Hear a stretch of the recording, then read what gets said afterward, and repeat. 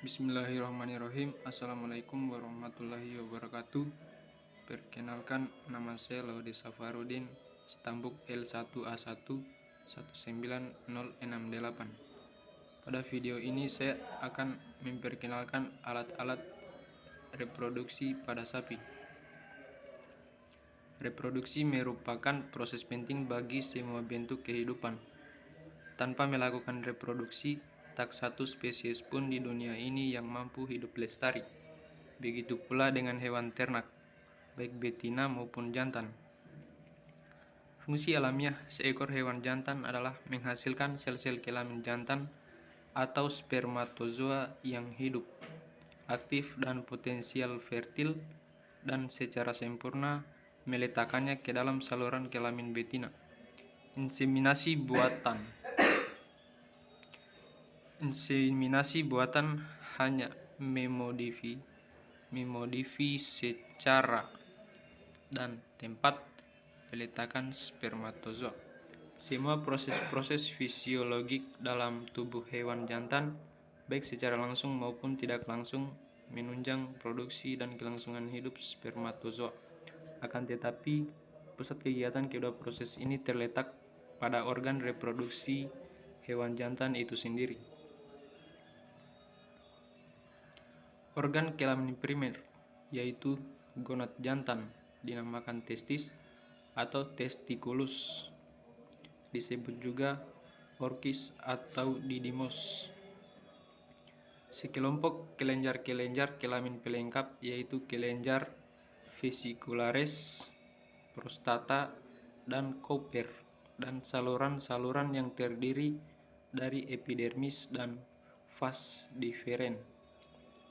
Alat kelamin luar atau copulatoris, yaitu penis. Sistem reproduksi sapi jantan terdiri dari testis, epidermis, vas deferens, dan penis. Testis adalah organ reproduksi primer pada ternak jantan. Sebagaimana halnya ovarium pada ternak betina, testis dikatakan sebagai organ primer karena berfungsi menghasilkan gamet jantan spermatozoa. Tahapan spermatogenesis yang meliputi spermatogonium, spermatosit primer, spermatosit sekunder, spermatid muda, dan spermatid matang. Testis dibungkus oleh kapsul putih mengkilat yang banyak mengandung serabut syaraf dan pembuluh darah yang terlihat berkelok-kelok. Di bawah tunica albuginea terdapat parenkim yang menjalankan fungsi testis. Parenkim membentuk saluran yang berkelok-kelok. Epididymis merupakan saluran reproduksi yang amat penting karena saluran sangat menentukan kemampuan fertilitas sperma yang dihasilkan. Adapun fungsi pokok epidermis adalah alat transfer, pendewasaan, penimbunan sperma, dan sekresi cairan epididymis.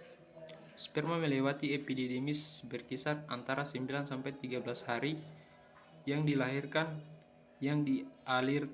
oleh cairan testis. Aktivitas silia epitel dari ductus deferens dan oleh kontraksi otot dinding saluran epididymis.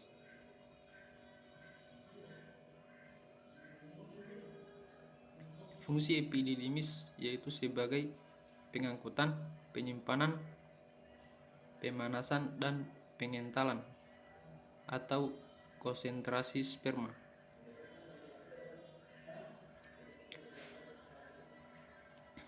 Vas deferens merupakan saluran lanjutan epididymis. Epididymis adalah saluran lurus yang ujungnya berakhir di dalam kelenjar prostat.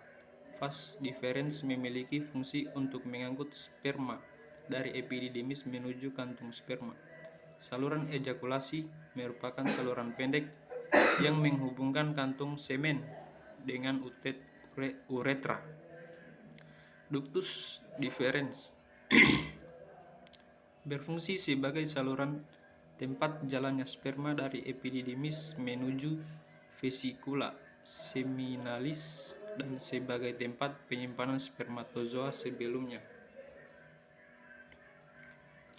Penis, di mana organ kopulasi pada hewan jantan adalah penis, dapat dibagi menjadi 3 bagian, yaitu glans atau alat gerak bebas, bagian utama atau badan, dan crura atau akar yang melekat pada ischial arch pada pelvis yang tertutup oleh ototis cavernosus.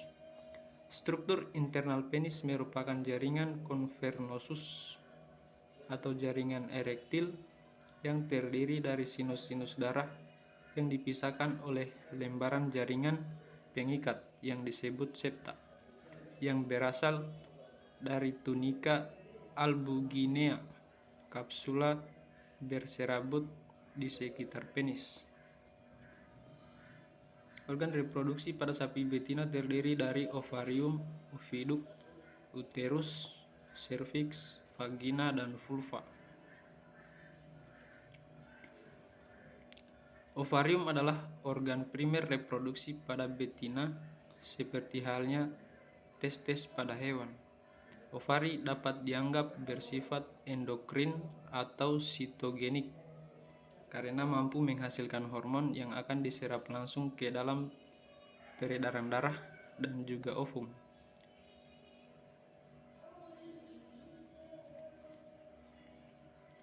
Oviduk merupakan saluran yang bertugas untuk mengantarkan sel telur dari ovarium ke uterus. Oviduk digantung oleh suatu ligamentum, yaitu mesosalping, yang merupakan saluran kecil yang berkelok-kelok dari depan ovarium dan berlanjut di tanduk uterus. Oviduk terbagi menjadi 3 bagian. Yang pertama adalah infundibulum, yaitu ujung oviduk yang letaknya paling dekat dengan ovarium. Infundibulum memiliki mulut dengan bentuk berjumbai yang berfungsi untuk menangkap ovum yang telah diovulasikan oleh ovarium. Mulut infundibulum ini disebut fimbria. Salah satu ujungnya menempel pada ovarium sehingga pada saat ovulasi dapat menangkap ovum. Sedangkan lubang infundibulum yang dilewati ovum menuju uterus disebut ostium. Setelah ovum ditangkap oleh fimbria, kemudian menuju ampula, yaitu bagian oviduk yang kedua. Di tempat inilah akan terjadi fertilisasi. Sel spermatozoa akan menunggu ovum di ampula untuk dibuahi. Panjang ampula merupakan setengah dari panjang oviduk.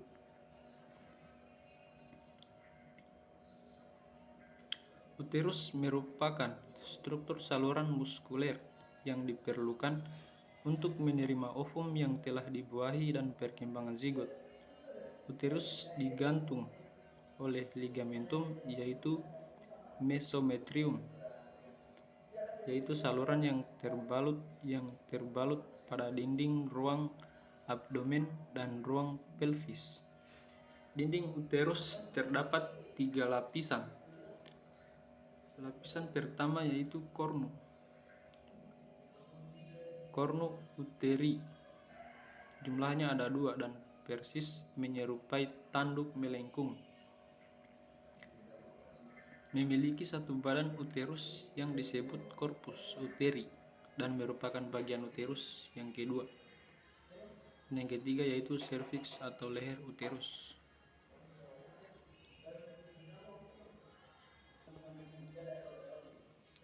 Bentuk-bentuk uterus. Yang pertama yaitu uterus bicornus. Kornu uteri sangat panjang tetapi korpus uteri sangat pendek. Uterus bipartinus. Korpus uteri sangat panjang dan di antara kedua kornu terdapat penyekat. Contoh pada sapi, kornunya membentuk spiral. Uterus duplex. Serviksnya terdapat dinding penyekat. Contoh uterus pada kelinci dan marmut. Uterus simpel, berbentuk seperti buah pir, contohnya uterus pada manusia dan primata. Fungsi uterus yang pertama adalah sebagai saluran yang dilewati gamet atau spermatozoa. Spermatozoa akan membuahi sel telur pada ampula. Secara otomatis untuk mencapai ampula akan melewati uterus terlebih dahulu. Tempat terjadinya implantasi. Implantasi adalah penempelan embrio pada endometrium uterus. Yang ketiga, tempat pertumbuhan dan perkembangan embrio. Yang keempat, berperan pada proses kelahiran. Dan yang terakhir, pada hewan betina yang tidak bunting berfungsi mengatur siklus estrus dan fungsi korpus luteum dengan memproduksi PGF2 alfa.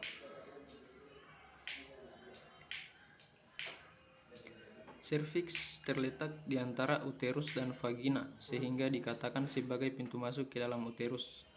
Serviks ini tersusun atas otot dinding sphincter. Terdapat lumen serviks yang terbentuk dari gelang penonjolan mukosa serviks dan akan menutup pada saat terjadi uterus dan kelahiran. Serviks menghasilkan cairan yang dapat memberi jalan pada spermatozoa menuju ampula dan untuk menyeleksi sperma. Fungsi dari serviks adalah menutup elemen uterus sehingga menutup kemungkinan untuk masuknya mikroorganisme ke dalam uterus dan sebagai tempat reservoir spermatozoa. Vagina adalah organ reproduksi hewan betina yang terletak di dalam pelvis di antara uterus dan vulva. Vagina memiliki membran mukosa disebut epitel, squamosa berstrata yang tidak berkelenjar tetapi pada sapi berkelenjar. Pada bagian kranial dari vagina terdapat beberapa sel mukosa yang berdekatan dengan serviks. Vestibulum pada portio vaginalis cervixis dibatasi oleh suatu selaput pembatas yang disebut himen. Fungsi dari vagina adalah sebagai alat kopulasi dan tempat sperma direproduksikan. Berperan sebagai saluran keluarnya sekresi serviks, uterus dan oviduk dan sebagai jalan peranakan saat proses beranak. Vagina akan mengembang agar fetus dan membran dapat keluar pada waktunya. Vulva merupakan alat reproduksi hewan betina bagian luar. Vulva terdiri dari dua bagian. Bagian luar disebut labia majora dan bagian dalamnya disebut labia minora. Labia minora homolog dengan preputium pada hewan jantan, sedangkan labia majora homolog dengan skrotum pada hewan jantan. Pertautan antara vagina dan vulva ditandai oleh orifis uretral eksternal atau oleh suatu pematang pada posisi kranial terhadap uretral eksternal, yaitu himen vestigial. Himen tersebut rapat sehingga mempengaruhi kopulasi. Vulva akan menjadi tegang karena bertambahnya volume darah yang mengalir ke dalamnya. Klitoris merupakan alat reproduksi betina bagian luar yang homolog dengan gland penis pada hewan jantan yang terletak pada sisi ventral sekitar 1 cm dalam labia. Klitoris terdiri atas dua crura atau akar badan dan kepala. Klitoris terdiri yang tertutup oleh epitel squamosa berstrata. Selain itu, klitoris juga mengandung saraf perasa yang berperan pada saat kopulasi. Klitoris akan berekresi pada hewan yang sedang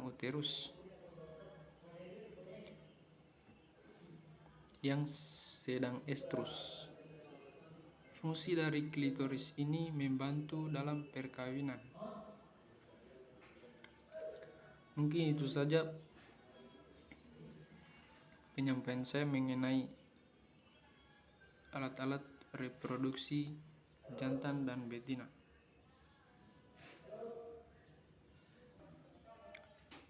Akhir kata, billahi taufik wal hidayah. Wassalamualaikum warahmatullahi wabarakatuh.